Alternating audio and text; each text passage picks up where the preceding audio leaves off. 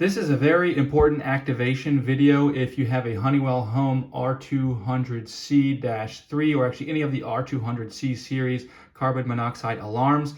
It comes with this wall bracket, and then you have your detector here. Now you might be tempted to not use the wall bracket because you're just going to set it in your set it in your furnace room or whatever room, but in order for this to be activated, it has to be mounted on this bracket or it will not work. Like now it is not working at all and it will not work. In order to activate it, it has to be sitting on this bracket and then popped on the bracket like this. So you put it on the bracket like this, and then it beeps on, and now it is beeping green, and now that's working. Now if I take it off,